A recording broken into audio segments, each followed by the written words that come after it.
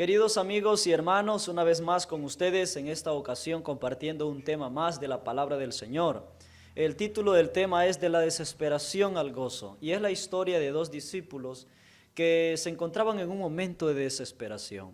La desesperación es el estado de ánimo de una persona que ha perdido la esperanza, que ha perdido la paciencia. Y el texto introductorio está en el Evangelio según San Lucas, capítulo 24, el verso 13 y el verso 14, y dice de la siguiente manera: Y he aquí dos de ellos iban el mismo día a una aldea llamada Emaús, que estaba a 60 estadios de Jerusalén, e iban hablando entre sí de todas aquellas cosas que habían acontecido. Estos discípulos iban platicando acerca del gran suceso de la crucifixión del Señor Jesucristo. Hacia el atardecer del día de la resurrección, dos de los discípulos se hallaban en camino a Emaús, pequeña ciudad situada a unos 12 kilómetros de Jerusalén. Estos discípulos no habían tenido un lugar eminente en la obra de Cristo, pero creían fervientemente en Él. Habían venido a la ciudad para observar la Pascua y se habían quedado muy perplejos por los acontecimientos recientes. Habían oído las nuevas de esa mañana, de que el cuerpo de Cristo había sido sacado de la tumba, y también el informe de las mujeres que habían visto a los ángeles y se habían encontrado con Jesucristo. Volvían ahora a su casa para meditar y orar. Poseían tristemente su viaje vespertino, hablando de las escenas del juicio y de la crucifixión. Nunca antes habían estado tan descorazonados, sin esperanza ni fe, y caminaban a la sombra de la cruz. Pero en el viaje se une un compañero desconocido, y veamos quién era este compañero desconocido que se une. El capítulo 24, verso 15 al 17 del Evangelio según San Lucas nos sigue diciendo: Sucedió que mientras hablaban y discutían entre sí, Jesús mismo se acercó y caminaba con ellos. Mas ellos, los ojos de ellos estaban vedados para que no conociesen, y les dijo: ¿Qué pláticas son estas que tenéis entre vosotros mientras camináis? ¿Y por qué estáis tristes? Estaban tan absortos en la lobreguez y el desaliento los discípulos que no observaron detenidamente. Continuaban su conversación expresando los sentimientos de su corazón. Razonaban acerca de las lecciones que Cristo había dado, que no parecían poder entenderse. Mientras hablaban de los sucesos que habían ocurrido, Jesús mismo anhelaba consolarlos. Jesús mismo iba allí.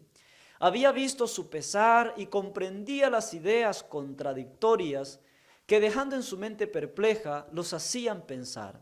Y ellos decían de la siguiente manera: ¿podrá este hombre que se dejó humillar así ser el Cristo? Ya no podían dominar su pesar y lloraban. Jesús sabía que el corazón de ellos estaba vinculado con el de Él por el amor y anhelaba enjugar las lágrimas y llenarlos de gozo y alegría, pero primero debía darles lecciones que nunca olvidarían. Nos sigue diciendo las Sagradas Escrituras de la siguiente manera, en el verso 18 al 21, en la primera parte. Respondiendo uno de ellos, que se llamaba Cleofas, le dijo: ¿eres tú el único forastero en Jerusalén que no ha sabido las cosas que en ella han acontecido en estos días? Entonces él les dijo: ¿qué cosas?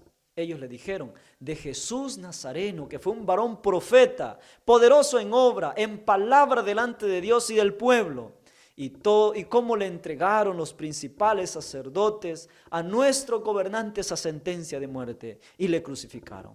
Pero nosotros esperábamos, decían ellos, que Él era el que había de redimir a Israel. Después de la muerte de Cristo, los discípulos estuvieron a punto de ser vencidos por el desaliento. Su Señor había sido rechazado, condenado y crucificado. El sol de la esperanza de los discípulos se había puesto y la noche había descendido a sus corazones.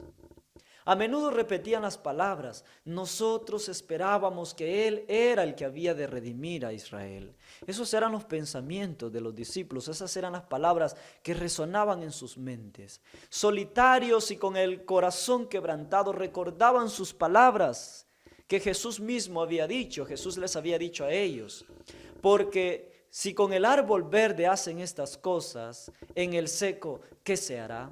Esas palabras sonaban en la mente y el corazón de los discípulos. No comprendían que tan exactamente como la primera parte de su revelación, se iba a cumplir la última parte de que el tercer día iba a resucitar. Esta era la parte que los discípulos nunca hubiesen olvidado, la parte que ellos deberían recordar siempre.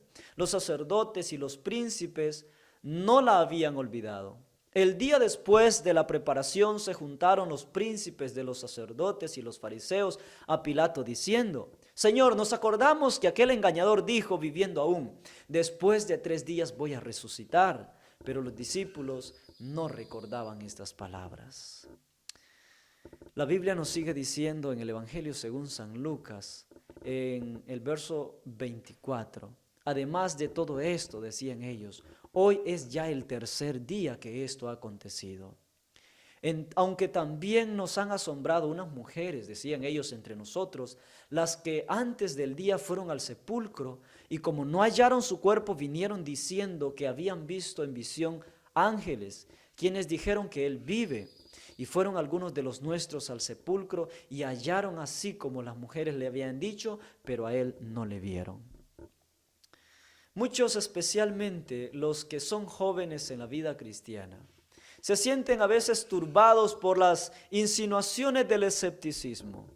Hay en la Escritura muchas cosas que no se pueden explicar, ni siquiera se pueden entender, y Satanás las emplea para hacer vacilar la fe en las Santas Escrituras como la revelación de Dios. Y muchos se preguntan, ¿cómo sabré cuál es el buen camino? Si la Biblia es en verdad la palabra de Dios, ¿cómo puedo librarme de estas dudas y perplejidades? De la misma manera como los discípulos iban platicando e iban ellos con dudas en sus corazones, de la misma manera ahora en este mundo muchas personas tienen duda y dudan de muchas áreas de la Biblia. Mientras consultamos nosotros a las dudas y los temores y tratemos siempre de resolverlo por nosotros mismos, no podemos comprender claramente. Nuestras perplejidades no harán sino aumentar en profundizarse. Si nos allegamos a Dios sintiéndonos impotentes y dependientes de Él como en realidad lo somos, y en una oración humilde y confiada damos a conocer nuestras necesidades a aquel cuyo poder es infinito, Él podrá y querrá escuchar nuestro clamor y hará resplandecer la luz en nuestro corazón, en derredor nuestro, porque por medio de la oración sincera, nuestra alma se pone en relación con la mente del Ser infinito. Tal vez nosotros no sintamos la presión de su toque, pero su mano reposa sobre nosotros y con amor y con ternura compasiva podemos nosotros sentir que Jesús está allí con nosotros. Sigue diciendo la Biblia en el Evangelio según San Lucas, el capítulo 24, el verso 25 hasta el 27. Entonces Él le dijo, oh insensatos y tardos de corazón para creer todo lo que los profetas han dicho. ¿No era necesario que el Cristo padeciera todas estas cosas y que entrara en su gloria? Y comenzando desde Moisés, siguiendo todos los profetas, les declaró todas las cosas que las Escrituras decían de él. Empezando con Moisés, quien es el alfa de la historia bíblica. Cristo expuso en todas las Escrituras las cosas concernientes a él, pero era necesario que comprendiesen el testimonio que le daban los símbolos y las profecías del Antiguo Testamento. Su fe debía establecerse sobre estas. Cristo no realizó ningún milagro para convencerlos, sino que su primera obra consistió en explicar las Escrituras. Ahora les demostró por los profetas que era la evidencia más categórica de su fe. Es lo mismo que nosotros tenemos que hacer también, consultar a las Sagradas Escrituras. El Salvador se revela en el Antiguo Testamento tan claramente como en el Nuevo. Es la luz del pasado profético lo que presenta la vida de Cristo y las enseñanzas del Nuevo Testamento con claridad y con belleza.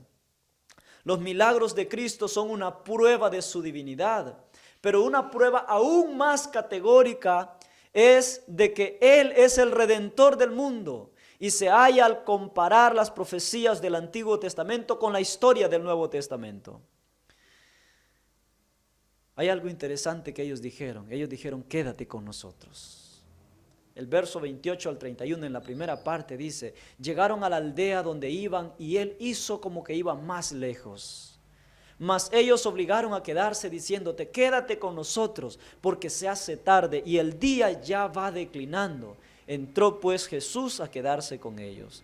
Y aconteció que estando sentado con ellos a la mesa, tomó el pan y lo bendijo y lo partió y les dio. Entonces fueron abiertos los ojos de ellos y le reconocieron. Hasta entonces reconocieron a Cristo Jesús. Qué interesante, queridos amigos y hermanos. Jesús iba caminando con ellos, pero ellos no podían percibir que ese caminante que iba con ellos era el príncipe de la vida, era el Cristo resucitado. ¿Cuántas veces de la misma manera nosotros, Jesús va a nuestro lado y las perplejidades, la desesperación de la vida nos aturde de tal manera que no podemos percibir que Cristo está a nuestro lado y que Jesús es el que nos puede ayudar a salir de la desesperación? Quédate con nosotros, dijeron ellos. De la misma manera nosotros también debemos de decirle a Jesús, quédate con nosotros. Como no parecía aceptar la invitación, ellos insistieron diciéndole, quédate, se hace tarde, el día ha declinado. Y Cristo nos enseña algo lindo, que Jesús siempre está dispuesto a acceder al ruego de las personas. Y Jesús accedió y entró pues a quedarse con ellos. Si los discípulos no hubiesen insistido en su invitación, no habrían sabido que el compañero de viaje era el Salvador resucitado. Cristo no impone nunca su compañía a nadie. Se interesa en aquellos que le necesitan. Gustosamente Jesús quiere entrar al hogar más humilde y alegrar el corazón más sencillo de las personas. Pero si los hombres son demasiado indiferentes para pensar en el huésped celestial o pedirle que more con ellos, Jesús pasa de largo. Así muchos sufren grave pérdida. No conocen que Cristo, más de lo que conocieron los discípulos mientras andaban con Él en el camino. Jesús también quiere vivir contigo. Jesús también quiere habitar y darte paz y tranquilidad. El verso 31, 32, 33 y 35 dice, mas Él se desapareció de su vista. Y se decían el uno al otro, no ardía nuestro corazón, no ardía el corazón en nosotros mientras nos hablaba en el camino cuando nos abría las escrituras. Y levantándose de la misma hora, volvieron a Jerusalén y hallaron a los 11 reunidos, a los que estaban con ellos. Entonces contaron todas las cosas que habían acontecido en el camino y cómo lo habían reconocido cuando Él partió el pan. Hasta entonces, hay algo interesante aquí, que ellos dejaron sin probar la cena, no cenaron. Se llenaron de gozo, se llenaron de alegría y volvieron a tomar el mismo camino, la misma senda a la cual habían venido. Apresurándose de nuevo para ir y contar las buenas nuevas a los discípulos que estaban en la ciudad. No ven ni saben que tienen la protección de aquel que corrió el camino con ellos. Y con su bordón de peregrino en la mano, se apresuran deseando ir más ligero de lo que se atreven. A veces corriendo, a veces tropezando, siguen adelante con su compañero invisible al lado de ellos en todo el camino.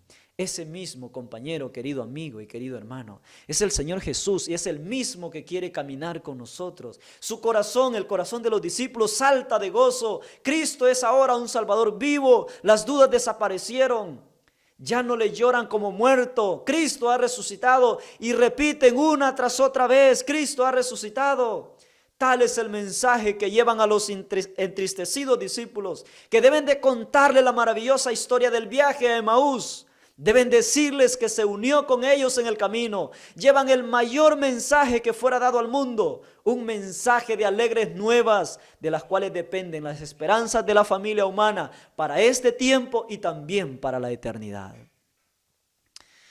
Razonando sobre la base de la profecía, Cristo dio a sus discípulos una idea correcta de lo que había de ser la humildad. Su expectativa de un Mesías que había de asumir el trono y el poder real de acuerdo con los deseos de los hombres había sido engañosa. Cristo deseaba que las ideas de sus discípulos fuesen puras y veraces en todas las especificaciones. Debían comprender en la medida posible la copa del sufrimiento que le había sido dada. Le demostró que el terrible conflicto que todavía no podían comprender era el cumplimiento del pacto hecho antes de la fundación del mundo. Queridos amigos y queridos hermanos, Cristo debía de morir como todo transgresor de la ley. como todo transgresor de la ley, debe morir si continúa en el pecado. Todo esto debía de suceder, pero no terminaba en derrota, sino en una victoria gloriosa y eterna. Jesús les dijo que debía de hacerse todo esfuerzo posible para salvar al mundo del pecado. Querido amigo y querido hermano, Jesús de la misma manera quiere vivir con nosotros. Las verdades que tenían tan levemente discernidas ahora se presentan reveladas con todo el esplendor de luz a los discípulos. Las mismas cosas que Él les había dicho se habían cumplido.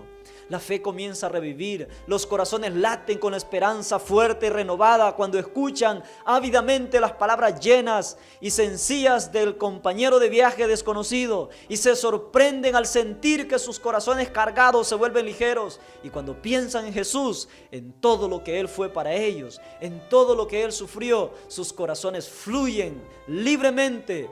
Su confianza no se había perdido. Qué interesante, queridos amigos. Ese mismo Jesús que caminó con los discípulos hacia Emaús es el mismo Jesús maravilloso que quiere caminar contigo. Haz de Cristo tu mejor compañero. Jesús va a despejar tus dudas, tu incertidumbre, tu desesperación. Jesús te va a dar una salida a todo y te darás cuenta de que Jesús hará que tu corazón, que tu mente, que tus ideas cambien, porque Jesús es el mismo de ayer, de ahora y de siempre. Haz de Cristo tu amigo. Reconoce a ese compañero invisible que quiere caminar a nuestro lado y es el único que puede satisfacer los anhelos de nuestros corazones.